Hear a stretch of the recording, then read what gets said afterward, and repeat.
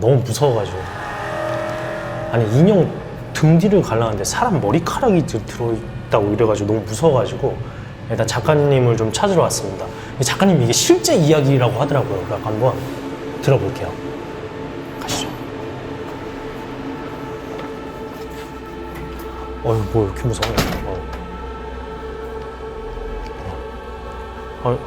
작가님 계신가요? 아이고 작가님, 이 책을 제가 지금 읽고 너무 무서워가지고 찾아왔는데 네. 이게 지금 어떤 내용인 거예요? 네, 제가 이 인형을 몇 년 전에 일본에서 사왔어요. 네. 근데 얘를 이제 집에 데려와서 이렇게 비닐 포장을 풀어보니까 완전 심한 악취가 나는 거예요. 목욕을 시켜줬는데 네. 그 이후로 제가 자꾸 뭐 무서운 꿈을 꾼다든지 바위에 눌린다든지 실화인가요? 네네네. 얘가 악취가 너무 심하게 나는 거예요. 그래서 얘 옷을 이렇게 벗겨보니까 곰팡이랑 얼룩이 심하게 져있는 거예요. 네. 그리고 제가 목욕을 시켜줬죠. 네. 근데 또 그 다음날에 얼룩이 또 생겨있는 거예요. 무서운 꿈을 꾸고 가위에 눌린다든지 이런 기묘한 일들이 생기는 거예요. 아니 그 등 뒤에 머리카락이 있었다면서요? 잘라보니까. 근데 그거는 픽션입니다. 그건 시원한 얘기예요? 네네. 그러니까 거기까지. 그럼 어디까지가 사실인 거예요? 근데 계속 씻겨도 얼룩이 자꾸 생기는 거는 그거. 이게 저는 지금 진짜인 줄 알고 얼른 궁금해서 찾아왔는데. 네. 근데 진짜 이 책을 쓰신 작가님이시고 진짜 유리코네요, 얘가. 네네네. 근데 20대에 책을 28권을 쓰셨다고 들었어요. 네, 맞습니다. 대박이네요. 오늘 그 비법 좀 알려주세요. 알겠습니다. 네.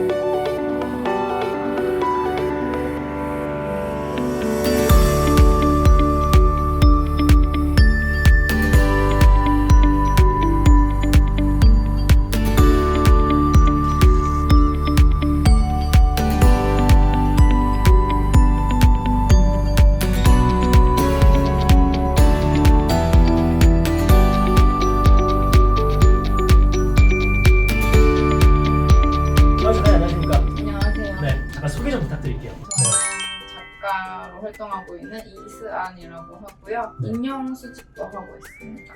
책도 지금 20대에 28권이나 내셨고, 네. 그리고 인형 전시관도 운영을 하신다고 들었어요. 네. 되게 많은 일을 하고 계시는데, 네. 일단 그 중에서 제가 제일 궁금한 거는 어떻게 20대에 28권의 책을 낼 수 있었는지 이게 제일 궁금하거든요. 소개 좀 시켜주세요. 그래서 네. 어떤 부류로? 우선 일부를 먼저 말씀드리면 네. 약간 호러 장르? 네. 이런 호러, 네. 쓰고요. 아까 우리가 처음에 인사드렸던 호러 장르. 네. 그리고 이런 식으로 뭐 월미도 사진 찍는지 여행 관련 책들을 내고 있고요. 그리고 네. 제가 이제 장난감이랑 인형을 수집하다 보니까 네. 이렇게 장난감에 관련된 책도 여행, 호러, 장난감 이렇게 세 종류의 테마로 책을 쓰시는 거예요? 네네. 그러면 또 실례되는 질문이지만 이 셋 중에서 어떤 게 가장 좀 사람들한테 잘 팔려요? 호러 소설이 가장 잘 팔려요. 두 네. 권이 비슷하게 가장 잘 팔렸어요. 카데바 기요틴이 가장 잘 팔렸는데 이게 혹시 신뢰가 안 된다. 수익이 한 어느 정도 한 달에 났었는지. 이 책을 처음 냈을 때는 그래도 웬만한 직장인분들보다 조금 더 많은 것 같아요. 야. 근데 네. 처음 나왔을 때 네. 그때는 좀 잘 팔리지만 네. 이게 시간이 지나면 지날수록 좀 이상한 게 있어요. 그래서 계속 신간을 내야 되더라고요. 야, 그거를 내시다 못해서 결국 출판사까지 차리신 거네요. 네네. 1인 출판사인가요? 네. 그러면은 본인이 출간하는 책들은 다 이 출판사를 통해서 나오는 거예요? 거의 그러고 있습니다. 진짜 대단하시네요. 그러면은 수익이 더 괜찮나요? 아무래도 네. 디자인도 다 제가 해요. 편집이나 이런 것도 거의 돈을 안 들이고 경제적으로 스마트하게 잘 하는 편이고요. 네. 그러다 보니까 이런 디자인비라든지 편집 비용 이런 건 확실히 돈을 아끼고 있습니다. 이 개인이 만든 출판사잖아요. 네. 근데 이거를 뭐 교보문고나 영풍문고 이런 그 오프라인 서점에서도 똑같이 만나볼 수가 있는 거예요? 그럼요. 이걸 어떻게 영업을 하시는 건가요? 처음에 네. 출판사를 창업했을 때 네. 이렇게 서점으로 제가 영업을 직접 가야 돼요. 20대에 대형 서점에 찾아가서 이 계약 딜을 하고 이런다는 게 되게 어려운 일 아니에요? 근데 네. 대학생 때였는데 네. 너무 재밌었어요. 심지어 대학생인데 내가 출판사를 차려서 내가 출간한 책을 들고 가서 계약을 하러 찾아왔다고 말하면 보통 반응이 어때요? 무시를 당한 적도 있어요. 서점에. 지금은 어느 정도 위치이신지? 그래도 가면 이제 무시는 안 당하죠. 책을 만드는 기간이 보통 얼마나 걸려요? 근데 이게 책마다 다르거든요. 아 그래요? 네. 네. 그래서 이런 소설 같은 경우는 네. 최소 막 3개월 반년 이렇게 걸리기도 하고 그래도 되게 짧은 거 아니에요? 3개월 반요? 저 같은 경우는 좀 스피드하게 써서 그럼 저 이거보다 더 짧게 쓴 책도 있다는 거예요? 근데 일단 얘네는 한 반년 안 되게 네. 걸렸고요. 제가 일주일 만에 만든 책도 있습니다. 아 일주일 만에 책을 만든다고요? 네. 어떤 책이에요? 바로 이 책인데요. 비결을 좀 알려주세요. 일주일 만에 어떻게 하면 책을 만들 수 있는지. 우선 제가 네. 작년에 월미도라는 데를 처음 가봤어요. 네네. 너무너무 마음에 들고 제 스타일의 이런 장소인 거예요.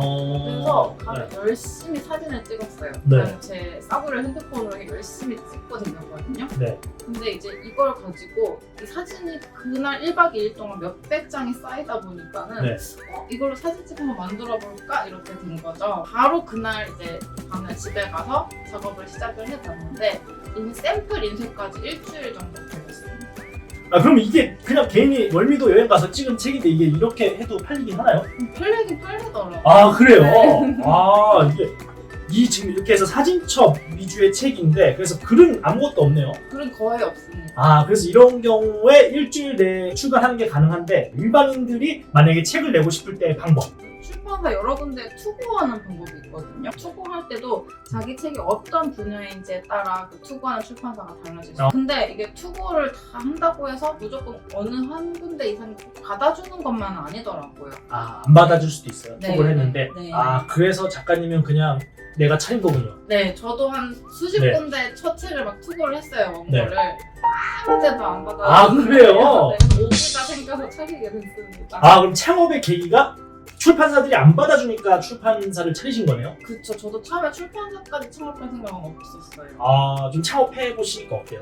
되게 재밌어요. 재밌어요? 네. 근데 약간 주체적인 삶을 살고 있는 것 같고 그러니까 모든 게 제 책임인 것도 뭐 나름 재밌고요. 출판사 대표님이 되시고 나서 좀 수입적인 부분에서 크게 뭐 좀 증가를 했다든가 이런 건 있나요? 근데 확실히 이게 네. 수입이 이렇습니다. 약간 심장 소동 같아요. 신뢰받는 같은 수입이나 네. 책을 내는 단위는 이제 오픈발로 이렇게 네, 올라갔다가 네, 네. 좀 관심이 줄어들면 이렇게 내려가고 네, 그렇습니다. 그래서 이제 28번의 책을 내는 동안 이렇게 이렇게 된다는 거군요. 네. 출판사 사장님이 되시고 나서 가장 좋은 점은 뭐예요? 제가 작가라는 직업을 갖기 전까지 약간 배차반이었어요. 배차반이라는 게 예를 들면 약간 성질도 되게 좀 쉽게 막 화내고 짜증내고 네. 되게 막 잘 삐진다거나 어. 너무 철이 없었고 애 같았어요. 작가라는 직업을 갖고 나서 뭔가 좀 성격이 많이 유해졌어요. 글을 쓰는 일이 좀 생각이 많아야 되고 어쩌면 또 예민해야 되고 감수성이 풍부해야 되거든요. 네. 근데 자꾸 이제 그렇게 되다 보니까 좀 남을 생각하고 주변을 생각하고 이러는 게 좀 많이 네, 그렇게 됐어요. 작가님은 앞으로 몇 권의 더 책을 내고 싶으세요? 일단 저는 관짝 들어가서도 이렇게 책 씁니다. 네. 작가님의 목표가 뭐예요? 일단 저는 1년에 한 4-5권 정도씩 내고 있어요. 야. 그게 1000권 뭐 이상을 네. 뽑든 뭐 100권 이하를 뽑든 일단 무조건 1년에 최소 4권 이상은 내자고 지금 마음을 먹었고 근데 그렇다고 해서 퀄리티는 절대 떨어지지 말자 그런 생각이고요. 아무튼 최대한 좀 다양한 장르의 다양한 책을 계속 좀 선보이자 이런 생각입니다. 지금 28권의 책을 쓰셨으니까 제가 한번 여쭤보고 싶은 거는 보통 이런 주제에 대한 영감? 글에 대한 영감 어디서 얻으시는 거예요? 우선 정말 다양하게 얻고 있는데요. 네. 예를 들면 여행을 갔다거나 네. 아니면 뭐 어떤 영화를 봤다거나 그리고 또 다른 작가의 책을 보면서 이런 영감을 받는 경우가 굉장히 많아요. 네, 그래서 여행을 갔는데 네. 사실 저는 여행 가기 전부터 네. 이번 여행은 아예 책 한 권 써와야지 하는 경우가 굉장히 많거든요. 네. 그러면 다니면서 계속 좀 기록을 하시나요? 기록도 하고 주로 사진을 찍고 하고 있습니다. 네. 어떻게 해서 이렇게 많이 쓰실 수가 있었어요? 우선 첫 번째로 제가 책을 엄청 좋아하고요. 네, 그리고 일단은 저는 이 세상에서 책을 쓰고 만드는 게 가장 재밌어요. 일단 제가 너무 좋아하고 재밌어 하니까 계속 자꾸 만들고 싶더라고요. 네, 그리고 새로운 책이 딱 나오면은 너무 짜릿해요. 머릿속에만 있던 그런 제 생각들이 이렇게 만질 수 있는 책으로 나온다는 게 굉장히 짜릿하더라고요, 항상. 근데 이제 출판사 대표님이니까 이게 책을 나오는 거에서 띡 끝나는 게 아니라 이거를 뭐 영업이며 판매며 이런 것까지 다 이렇게 쭉 원스톱으로 다 해결을 해야 되잖아요. 그쵸. 이거 안 어려우세요? 일단은 부지런해야 되더라고요. 어. 네, 그래서 막 SNS도 정말 열심히 해야 되고 네. 막 직접 발로 뛰어서 영업도 해야 되고 또 막 광고비도 쓰고 해야 하는데 네. 작가님 앞으로 어떤 책을 쓰고 싶으세요? 앞으로 계속 이렇게 꾸준히 좀 다양한 책을 만들고 싶어요. 뭐 공포든 여행이든 뭐든. 네. 근데 이렇게 계속 만들다 보면 또 새로운 장르의 책이 나오지 않을까 싶거든요. 호러 장르에 관심을 갖게 된 계기는요. 일단 저희 엄마 때문이 컸어요. 엄마가 왜요? 왜냐면 제가 어릴 때부터 엄마랑 같이 영화관에 가서 공포 영화를 자주 보고 그랬거든요. 그래요? 어머니가 좋아하셨던 거네요, 그러면? 네. 어. 또 이제 집에서도 네. 엄마가 종종 막 뭐해? 일로 와. 공포 영화 보자. 이렇게 말하시기도 하거든요, 자주.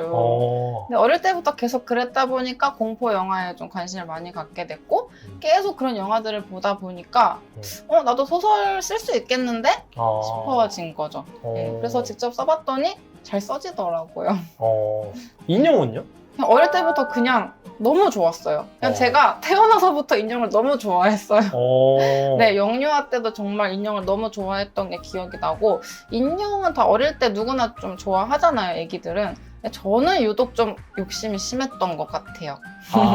개인의 욕심에서 시작된 그런 관심이었네요. 네, 근데 이 욕심이 끝이 나질 않더라고요. 이 인형 스튜디오는 어떻게 차리게 되신 거예요? 우선 제가 어릴 때부터 계속 꾸준히 수집해온 인형들이 워낙 많았고 그리고 박물관을 계속 어릴 때부터 차리고 싶었으니까 네. 한번 질러본 거죠. 네. 처음에는 인형 전시관, 그러니까 인형 갤러리 카페로 시작을 했어요. 네. 네, 그러고 있다가 올해 초에 네. 이렇게 좀 촬영을 할 수 있는 그런 촬영 렌탈 스튜디오로 전향을 했습니다. 네. 좀 수입은 어떤 게 더 낫나요? 렌탈 스튜디오가 훨씬 낫습니다. 그러면은 1인 출판사 대표님이자 다작을 하시는 지금 작가님으로서 나오셨으니까 유튜브를 보시는 또 어떤 작가가 되고 싶으신 많은 분들에게 또 좀 마지막으로 한마디 좀 남겨주실 수 있을까요? 네. 우선은 자기 책을 이렇게 만든다는 거는 굉장히 재밌는 작업이긴 하거든요. 근데 저처럼 출판사는 하지 마세요. 투고를 해라. 네, 그냥 투고해서 네. 힘든가요? 요즘 출판이 좀 이렇게 좀 하향 산업이다 보니까 쉽지는 않거든요. 정말 재밌으니까 하는 거라서. 네. 그리고 작가가 되면은 일단 좀 세상을 바라보는 그런 스펙트럼이 넓어지고요. 그리고 사소한 것도 좀 특별하게 다가오게 될 거예요. 그래서 좀 인생 사는 게 좀 많이 재밌어질 것 같거든요. 저는 작가 되는 거에 겁먹지 마시고 꼭 도전해보셨으면 좋겠습니다.